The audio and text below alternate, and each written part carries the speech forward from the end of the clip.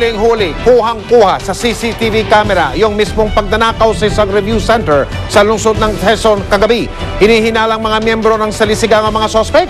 Si JP Soriano, naka-alerto 24, eksklusibo. Yung 18 na nasa 40-50s yung age. Ito ang kuha ng CCTV sa isang review center sa isang gusali sa Quezon Avenue, Quezon City, pasado alas 7 ng gabi ng Miyerkules.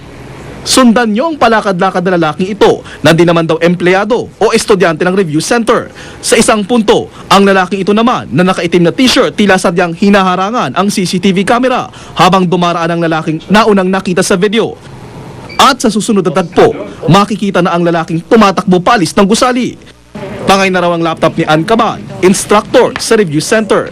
Kwento ni Cabal, lumabas lang daw siya sandali ng kwarto habang nag-i-examine ang kanyang mga estudyante. Pagbalik ko, ayun, nakita ko na naka-unhook na yung laptop sa projector. Tinanong ko kagad yung mga students, guys, nasaan yung laptop? Have you seen the laptop? Tapos sabi nila, sabay-sabay sila, mama po na pumasok dito.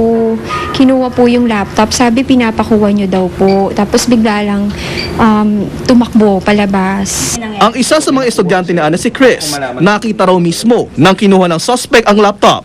Pero sa bilis na mga pangyayari, di na raw sila nakapalag. At nang makita ang CCTV video. Sure ka na siya yun? Opo, yan. Ganyan po siya. Mga ganyang edad. Yung medyo maitim na nasa 40-50s yung age. Second time na po talaga siya nangyari. Noong una, nawala naman ng wallet yung student namin with mga credit cards. Ayon sa QCPD Theft and Robbery Division, nabiktima si Ann ng tinatawag na salisigang. Modus operandi ng mga magnanakaw. Minsan dalawa silang yung tinitingnan nila yung mga may ginagawa sa loob, yung may mga gadgets na mamahalin.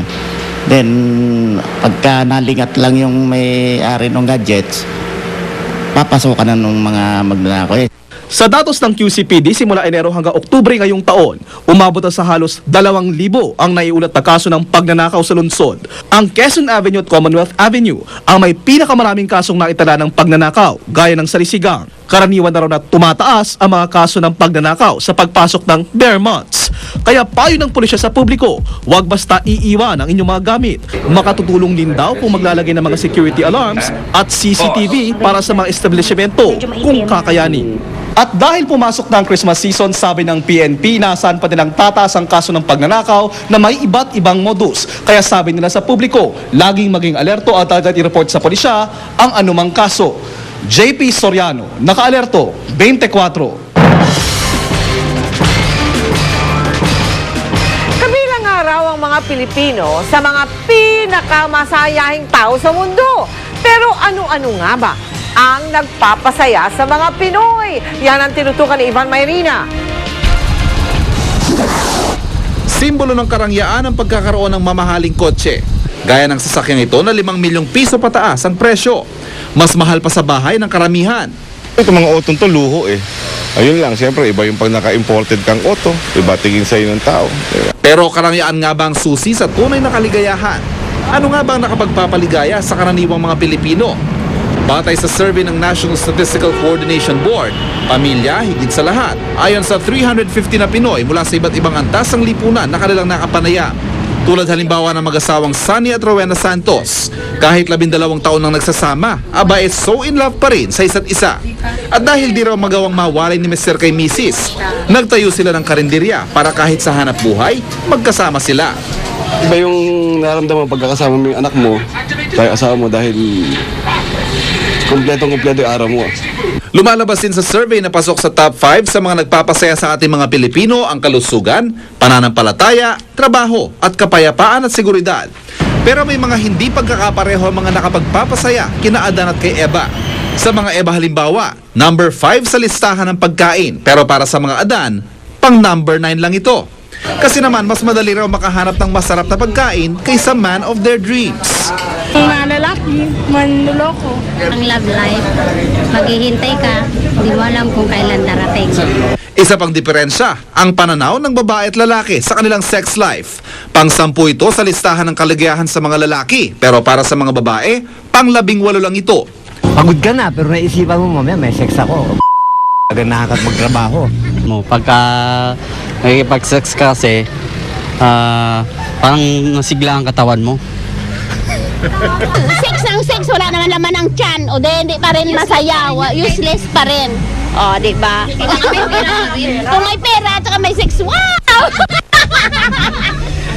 Kung ang mga lower income men, mas sabihin natin mas mahilig sa sex, it's also because sometimes that's the only distraction sa buhay nila, yung outlet para sa tension nila that's available for them.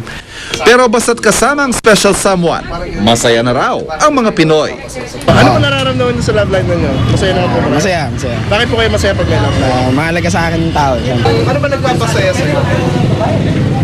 Asawa ko mismo. Bakit? Siyempre, pag masaya pagkasama namin.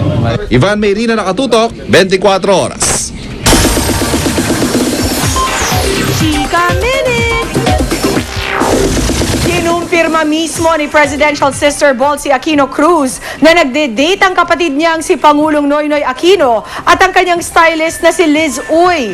Off-cam po nang sinabi yan ni Bolsie nang tanungin siya ng GMA News sa birthday celebration ni Vice President Jejomar Binay sa NBC 10 sa Taguig kanina.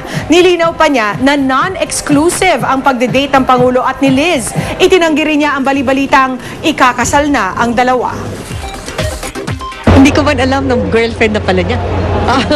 Nakakagulat na balita. Hindi ko alam kung sino, baka may manghuhula na nagsabi. Alam ko naglalabas pa siya ng mga ibang mga babae. Parehong kilala sa kanilang kaseksihan ang magkapatid na Era at Michelle Madrigal. Nagkaroon kaya ng patalbugan na magsama sila sa sexy pictorial para sa isang men's magazine? Makichika tayo kay Aubrey Carampel. Sa isang pambihirang pagkakataon, nagsama sa isang sexy pictorial sina Michelle at Era Madrigal bilang cover girls ng FHM this month.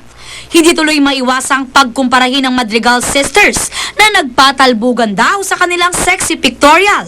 Totally magkaiba talaga kami ni Michelle. Siya yung model na morena na payat. Ako yung sinistress lang nila yung mga sarili nila kasi sila yung nag-aaway-aaway na hindi mas maganda si ganyan or mas sexy. Bahala na sila. Kung si Era ay matinding diet at workout ang naging paghahanda para sa photoshoot, si Michelle tila naging preparasyon naman ang pagsali sa Survivor Philippines Celebrity Showdown. Nagulat nga raw si Era sa malaking ipinagbago ng kapatid nang dinalaw niya ito sa isla at proud siya dahil nakayanan ni Michelle ang pagiging isang Survivor castaway. Sobrang grabe. Pero nung na-survive na yun, parang ilan lang naman, iba nga nag-quit, nag-give up. Si Michelle, nag-stay siya more than 20 plus days. So parang ilan lang yun. Sobrang nakaka-proud na kaya na, na nalagpasan na yun. Magiging parte na si Michelle ng jury kasama ang boyfriend at kapwa castaway na si John Hall, na ex-boyfriend naman ni Aubrey Miles. Ngayong pareho nang wala sa isla sina Michelle at John, at saka naman nagkwento si Aubrey sa ibang castaway ng dahilan ng breakup nila ni John. Hindi naman naiwasang magbigay ng komento ni Michelle tungkol sa mga sinabi ni Aubrey. If that's her way para makuha yung tiwala ng iba, I can't blame her. But for me, well, for John, it's not right. After 7 years, bakit kailangan pa magkwento? Ayun nga. Bakit ngayon lang? Next topic, please. Aubrey Carampel, updated sa Showbiz Happening. At yan po ang latest sa Chika Minute. Tutok po uli bukas. Ako po si Pia Guanyo. Now, Mike? Salamat, Pia. May long weekend po sa katapusan ng Nobyembre. Idineklara na kasi ng Malacanang na holiday o walang pasok sa November 29, Lunes po yan. Para po yan sa paggunita ng araw ni Bonifacio sa 30 ng Nobyembre na natapat po naman sa isang araw na Martes. At yan po ang mga balita aming tinutukan sa nakalipas na 24 oras. Maraming salamat sa inyong pagtitiwala. 44 na araw na lamang, Pasko na. Mula sa tahanan ng katotohanan. Ako po si Mel Tiangco. Ako po si Mike Enriquez. Ito ang GMA. Walang kinikilingan, walang pinoprotektahan, walang kasinungalingan. Walang bahid politika. Serbisyong totoo lamang. At dahil hindi natutulog ang balita, Nakatutok kami 24 oras.